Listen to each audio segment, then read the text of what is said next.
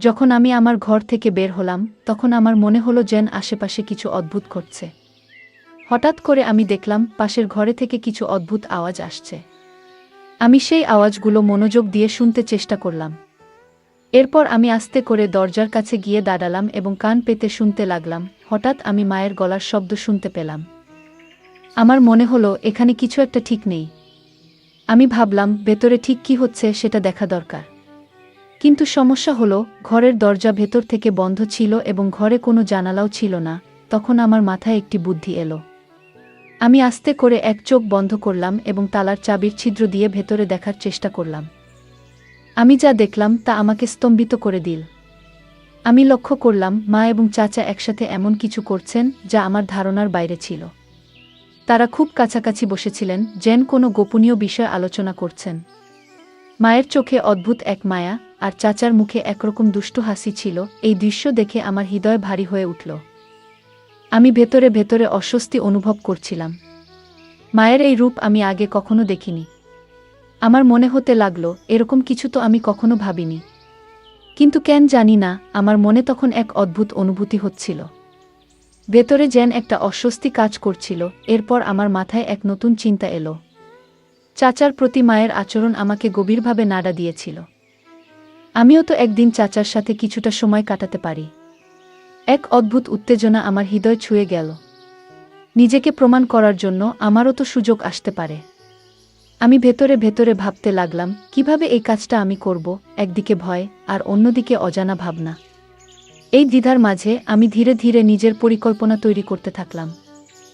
গল্পের মজা উপভোগ করুন এবং শুনতে থাকুন আমাদের বাংলা অডিও স্টোরি চ্যানেল। বন্ধুরা, যদি এখনও আমাদের চ্যানেল সাবস্ক্রাইব না করে থাকেন তাহলে দয়া করে এখনই সাবস্ক্রাইব করে নিন।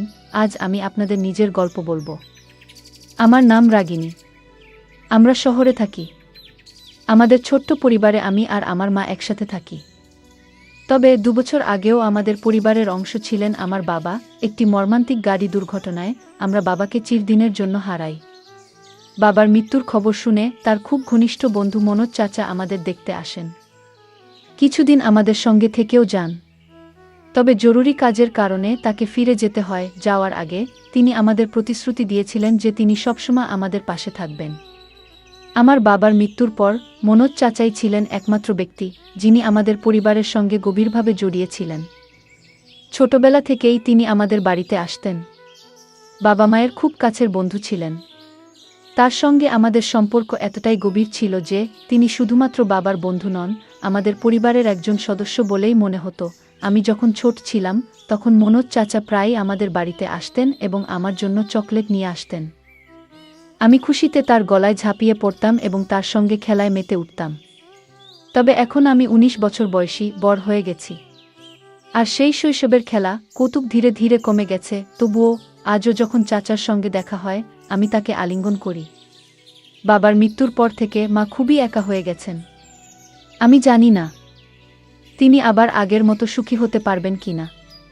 তবে যখনই চাচা আমাদের বাড়িতে আসেন মায়ের মুখে এক আনন্দ ফুটে ওঠে। এটা দেখে আমার মনে হয় আমি মায়ের দুঃখ কখনো মেনে নিতে পারবো না। আমি সিদ্ধান্ত নিয়েছিলাম মাকে আর কখনো একা বা দুঃখী হতে দেব না। আমার মা এখন 40 বছর বয়সী, কিন্তু তাকে দেখলে 25 বছরের কোনো তরুণীর মতোই লাগে। যখনই আমরা মা মেয়ে একসঙ্গে বাজারে যাই সবাই এমনভাবে তাকায় যেন আমরা 2 বোন। মায়ের সৌন্দর্য আর স্মার্টনেস দেখে অনেকেই অবাক হয়ে যায়। একদিন আমি ভাবছিলাম মায়ের একাকিত্ব দূর করার জন্য এমন কাউকে দরকার যার সঙ্গে মা তার মনের সব কথা বলতে পারবেন। কিন্তু এমন মানুষ কে হতে পারে? আমি অনেক ভেবেও কিছু বুঝে উঠতে পারছিলাম না। ঠিক তখনই আমার মনে হলো কেন না মনোজ চাচার সঙ্গে কথা বলা যায়। আমি কোনো দ্বিধা না করে তাকে ফোন করলাম।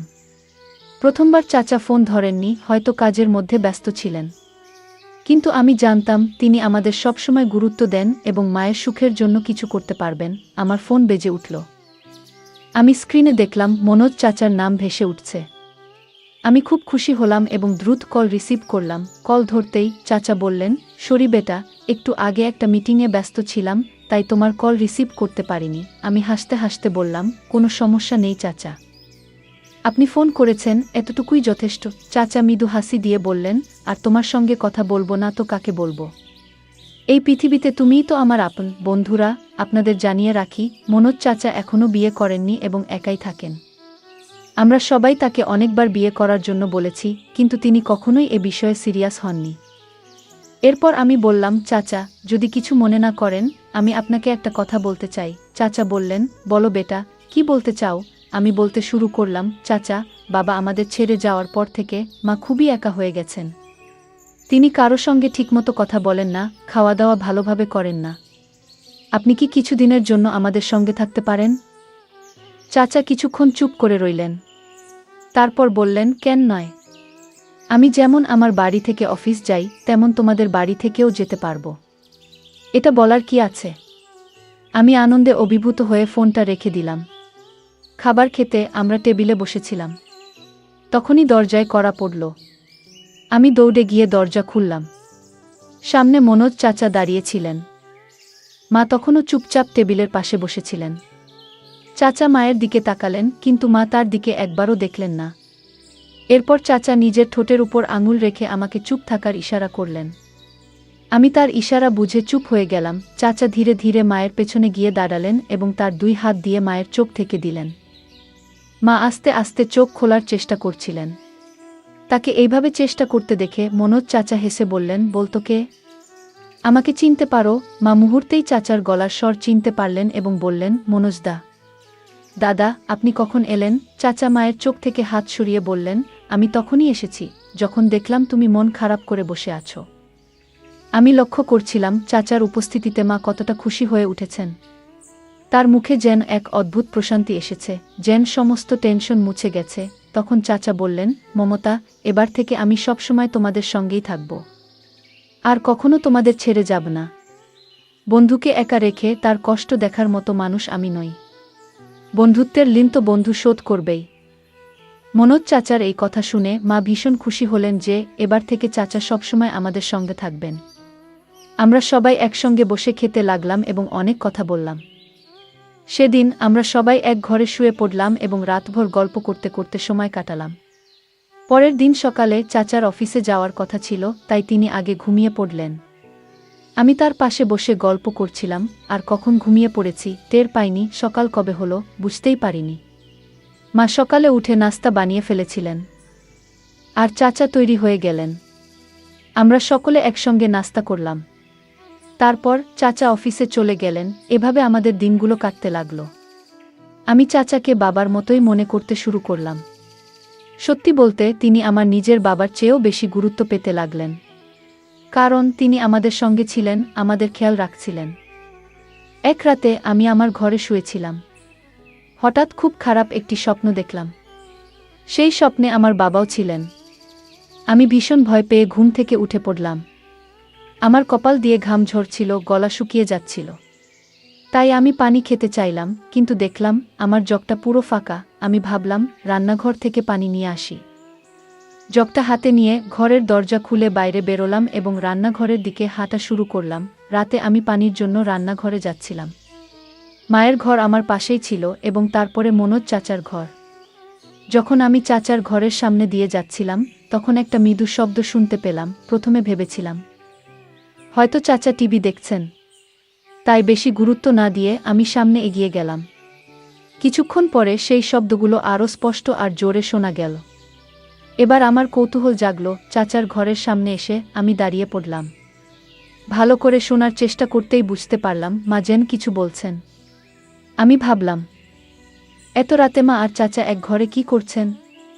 তখনই আমার মাথায় একটা বুদ্ধি এলো। আমি দরজার তালার ছিদ্র দিয়ে ঘরের ভেতরটা দেখার চেষ্টা করলাম। এক চোখ বন্ধ করে তালার ফাঁক দিয়ে যখন ভেতরটা দেখলাম, তখন আমি অবাক হয়ে গেলাম। আমি ভেতরে যা দেখলাম তা আমাকে বিস্মিত করে দিল। মনে হচ্ছিল এমন কিছু আমি কখনো কল্পনাও করিনি, যা আমার নিজের জন্যই অস্বস্তিকর ছিল। আমি নিজেকে শান্ত করার চেষ্টা করছিলাম, কিন্তু কিছুক্ষণের মধ্যেই আমি অসচেতন হয়ে পড়লাম। পরে দেখলাম মা বিছানায় শুয়ে আছেন এবং মনোজ চাচার সঙ্গে কথা বলছেন। মা বললেন, মনোজদা, এবার থেকে আমাদের ছেড়ে কোথাও যেও না। চাচা মায়ের হাত ধরে বললেন, তোমার আর রাগিনীর খেয়াল রাখার দায়িত্ব এখন থেকে আমার। এই কথাগুলো শোনার পর আমি ধীরে ধীরে নিজের ঘরে ফিরে এলাম। রান্নাঘর থেকে পানি নিয়ে এসে শুয়ে পড়লাম, কিন্তু ঘুম আর এলো না। বারবার মনে সেই দৃশ্য ভেসে উঠছিল। যতই ঘুমানোর চেষ্টা করি কিছুতেই মন শান্ত হচ্ছিল না।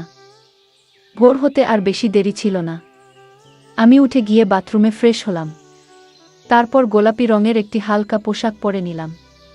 পোশাকটি স্বচ্ছ ছিল এবং আমাকে দেখতে বেশ সুন্দর লাগছিল। আমি যখন বাইরে এলাম দেখলাম মনোজ চাচা সোফায় বসে নাস্তা করছেন। ভেজা চুলে তোয়ালে পেঁচিয়ে আমি তার সামনে গিয়ে দাঁড়ালাম এবং মুখে বললাম, চাচা কেমন লাগছে আমাকে? মনোজ চাচা মুচকি হেসে বললেন, বাহ রাগিনী, আজ তো তোমাকে একেবারে অপূর্ব দেখাচ্ছে। আমি যখন মনোজ চাচার কথা শুনলাম তোমাকে আজ খুব সুন্দর লাগছে, তখন আমি খুব আনন্দিত হলাম।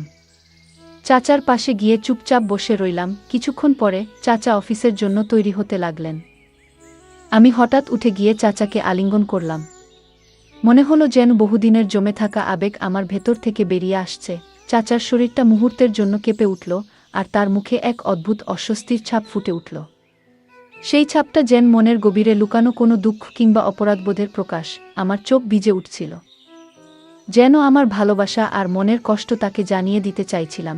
কিন্তু এটা তো কেবল গল্পের শুরু। বন্ধুরা, যদি এই গল্পটি ভালো লেগে থাকে তাহলে দয়া করে ভিডিওটি লাইক করুন এবং আমাদের চ্যানেলটি সাবস্ক্রাইব করুন।